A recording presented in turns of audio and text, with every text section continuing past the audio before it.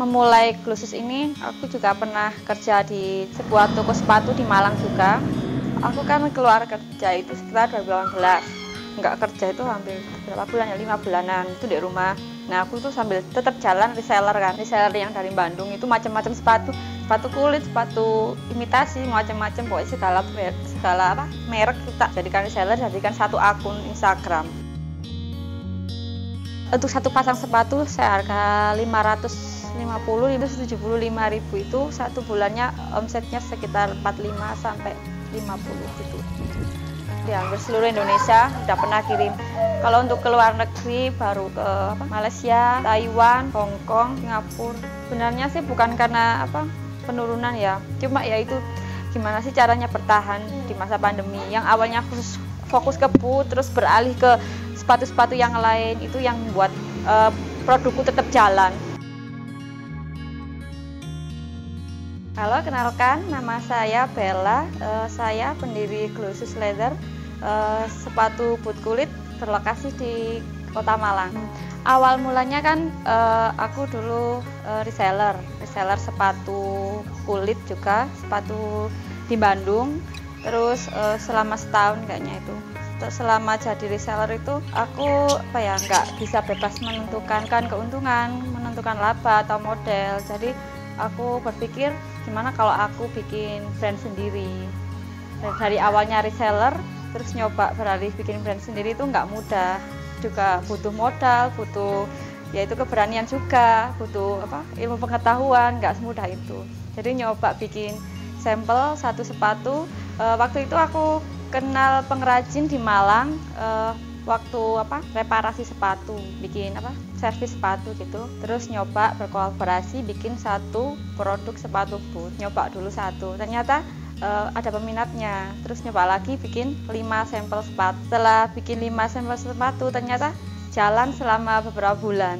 Kemudian aku nyoba bikin brand sendiri, yaitu waktu itu namanya bukan Glusus sih, selama 1 tahun. Terus ganti nama, sekarang jadi Glusus Leather. Dulu sebelum memulai Glusus ini, aku juga pernah kerja di buat toko sepatu di Malang juga. Ketika kerja di toko sepatu itu, aku sering menemukan kayak customer yang cari sepatu boot, sepatu buat winter, dan mereka itu nggak menemukan di toko itu, nggak ada gitu. Di Malang juga kesusahan kan, orang-orang mau cari sepatu boot untuk winter itu hampir susah gitu loh. Kalau sepatu boot kulit kebanyakan kan, kalau sepatu winter, sepatu boot kayak gitu bahannya imitasi.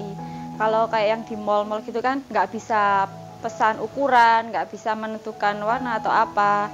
Jadi waktu kerja itu aku berpikir gimana kalau aku nyoba bikin sepatu sendiri, sepatu boot itu. Soalnya kan waktu aku kerja di sana nggak menjual sepatu boot juga, nggak menjual sepatu boot yang high boot gitu. Yang dijual itu sepatu kayak sepatu kantor, sepatu yang boot rendah gini, iklim tropis, bukan yang buat winter. Kalau buat winter kan yang dalamnya ada bulu-bulunya gitu. Jadi kebanyakan customer itu nggak jadi beli karena mereka yang dicari itu nggak ada. Jadi aku berpikir, oh ini peluang buat nyoba bikin brand sendiri, yaitu sepatu boot kulit. Nah, aku setelah nggak kerja itu aku nyoba, ya ketemu pengrajin, aku nyoba bikin sepatu boot untuk beberapa pasang aja sih. Kemudian kok banyak yang pesan, terus kemudian jalan. Nah, selama berjalan selama hampir setahun ternyata ada COVID ini. Akhirnya nyoba bikin model-model lain juga, beralih ke sepatu kayak casual, sepatu vintage, sepatu heel, juga sepatu kantor. Yang awalnya aku bikinnya khusus untuk sepatu boot, jadi nyoba bikin sepatu-sepatu yang lain juga.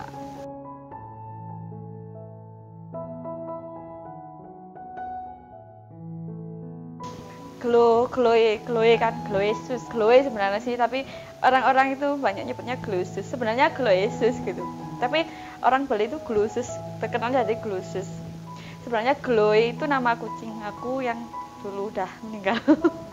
Jadi tak pakai nama buat sepatu. Jadi sejarahnya apa itu Glusus? Ya nama kucing. Sebelum jual sepatu ini aku jual baju juga. Sampai sekarang masih jual brand baju anak kan. Itu sampai sekarang masih jalan. Cuma lebih fokus ke sepatu sih. Jadi pas nggak kerja itu aku nyoba bikin brand baju anak dari bikin kayak model-model apa ya, itu dari model-model luar gitu, model-model baju-baju luar kayak baju anak-anak apa sweater gitu, bikin sendiri aku kan keluar kerja itu sekitar 2018 keluar, terus nggak kerja itu hampir berapa bulan ya, 5 bulanan itu di rumah. Nah aku tuh sambil tetap jalan reseller yang dari Bandung itu macam-macam sepatu kulit, sepatu imitasi, macam-macam, pokoknya segala apa merek itu tak jadikan reseller, jadikan satu akun Instagram. Nah itu lumayan udah ada followernya waktu itu sekitar 2000-an dengan akun Gutsus, waktu itu Gutsus Leather. Terus selama jadi reseller yaitu banyak permintaan sepatu boot kulit. Terus aku nggak bisa nggak menemukan di berbagai brand yang aku jadikan reseller itu. Terus aku nyoba bikin sampel beberapa pasang dan ternyata itu jalan. Dan awalnya itu kalau ditanya berapa modal awal kayak gitu ya, modal awalnya itu benar-benar 0 rupiah. Jadi dari laba penjualan custom boot tadi itu aku putar jadi kayak semacam modal. Aku buat beli bahan dan alat-alat. Awalnya itu bahan dan alatnya juga masih sederhana, masih secara sederhana lah, secara manual, belum terkumpul beberapa alat dan bahan. Terus aku selama beberapa bulan itu belum ada nama Glusus, sebenarnya masih belum ada merek.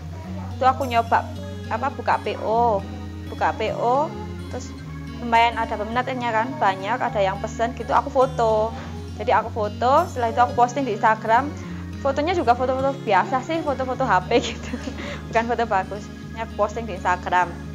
Ternyata kok lumayan sih mereka yang pelangganku yang sebelumnya di reseller itu kok banyak yang pesan, malah cocok dengan sepatu produkku sendiri. Terus aku memberanikan diri nyoba bikin brand. Terus aku pesan kardus, pesan merek itu. Terus waktu itu aku belum punya alat emboss, pakai setrika. Waktu itu. Terus sekarang udah terkumpul beberapa alat dan bahan kayak cetakan segala jenis sepatu, sekarang udah ada kayak cetakan boot, heel dan segala macam, udah alhamdulillah udah terkumpul selama hampir 2 tahun lah, mulai Agustus 2019. Sekarang sekarang September 2021, 2 tahun. Kalau pengrajin itu ada 5 pengrajin tetap, misal yang tiap hari masuk itu 3. 2 itu tukang sol, 1 yang gambar, terus yang 2 itu bikin jahit upper, jahit bagian ini loh, atasnya ini. Jadi ini bisa dibawa pulang, kadang dikerjakan di tempat produksi. Itu 1 minggunya 3-4 kali masuk. Jadi total ada 5 orang. Terus untuk admin sendiri itu aku dibantu teman aku 1. Pembeli itu kan kebanyakan mereka lebih suka produk-produk luar, ya kan. Sekarang itu kayak orang-orang di Indonesia itu, mereka itu udah beberapa tahun yang lalu kan memang suka produk luar, jadi bersaingnya juga dengan produk luar. Nah kalau sekarang kan lumayan banyak juga kan kayak produk-produk lokal yang kualitasnya bagus, cuma kalah persaingan. Jadi belum ngerti cara meng-up ke publik tentang promosi sepatu lokal. Jadi persaingan produk-produk luar itu masih jadi kayak beli orang-orang Indonesia itu kebanyakan memang bangga beli produk luar kan.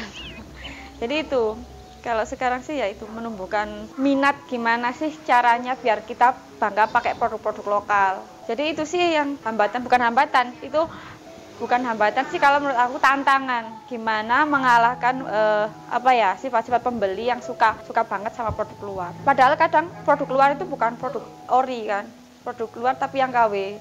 Dengan harga segitu mending kan lebih baik beli produk lokal yang kualitasnya udah bagus, cuma kita memang belum bisa meng-up ke publik, gimana caranya mempromosikan keluar, gimana caranya ini loh produk lokal udah bagus, cuma kita nggak bisa promosiin aja gitu. Kalau dari pemerintah sih sekarang udah lumayan banyak membantu ya, dengan kayak pameran, terus diadakan seminar, terus bantuan dari dinas kayak kemarin itu ada pameran.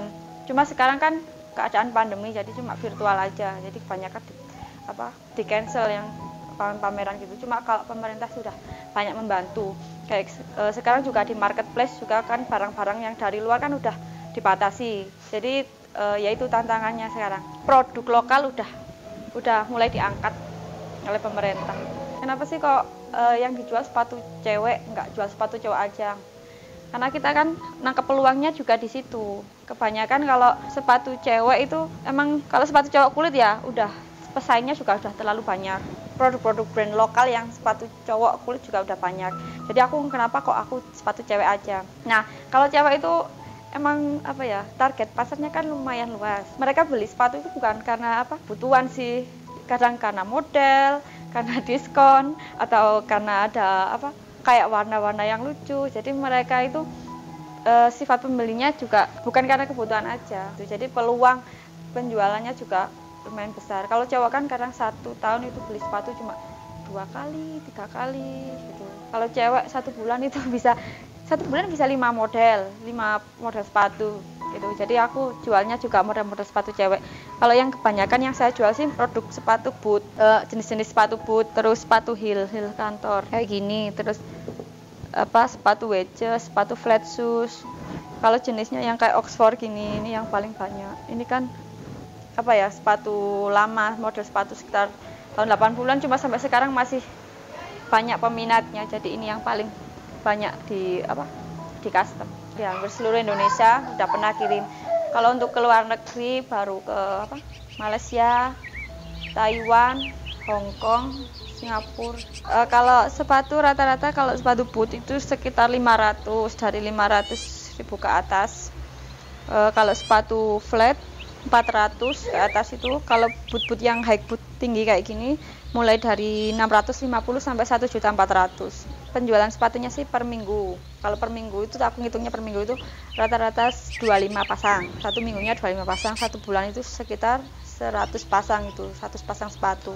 Nah, itu kalau dibikin rata-rata untuk 1 pasang sepatu saya harga 575.000 itu 1 bulannya omsetnya sekitar 45 sampai 50 itu 55. Kalau 1 pasang itu sekitar 3 hari bisa, 3 hari 4 hari. Soalnya kan handmade. Nih jadi kalau untuk sebenarnya sih 1 hari gitu bisa sih selesai. Cuma kan ini aku bikinnya kan aku buka PO gitu. Aku buka PO sekitar 2 minggu. Jadi kalau untuk gambar terus jahit gitu, kalau langsung dipasang ke cetakan gitu biasanya 1 hari 2 hari baru bisa dilepas dari cetakan. Kalau langsung nggak bisa langsung dilepas. Jadi kalau proses paling cepat sih ya 3 hari itu. Handmade soalnya. Kalau aku sekarang udah ada model-model sendiri kan, udah ada model katalog sendiri di Instagram. Cuma tetap buka custom. Kalau ada yang custom gitu tetap menerima. Cuma untuk kalau posting di Instagram gitu, misal ada yang custom terus tak posting gitu, aku pasti bilang dulu sama orang yang custom, ini boleh nggak tak publish di Instagram atau tak posting gitu boleh.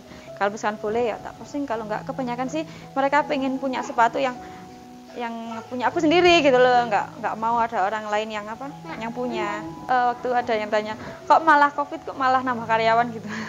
Karena kan cuma 2 kan, pengrajinnya cuma 2.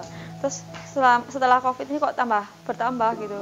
Sebenarnya sih bukan karena penurunan ya, cuma ya itu gimana sih caranya bertahan di masa pandemi. Yang awalnya khusus fokus ke boot terus beralih ke sepatu-sepatu yang lain, itu yang membuat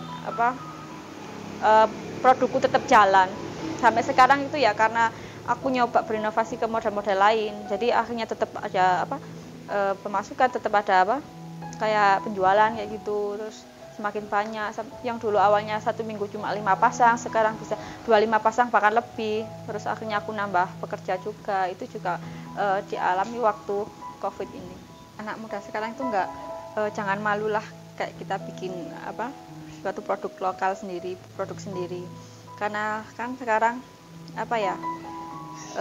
bikin produk sendiri itu lebih menyenangkan kan daripada kita kerja buat orang lain. Terus apalagi sekarang kan kebanyakan pengusaha muda juga dimulai dari kayak orang-orang pribumi, bukan orang-orang asing lagi ya kan, yang di Indonesia itu loh. Kebanyakan dulu kan orang-orang asing yang bisa bikin brand. Sekarang kan anak-anak muda milenial sekarang juga udah mulai berani tampil. Terus sekarang juga dimudahkan melalui sosial media, jadi itu dimanfaatkan buat kita bisa nggak malu lagi bikin suatu brand.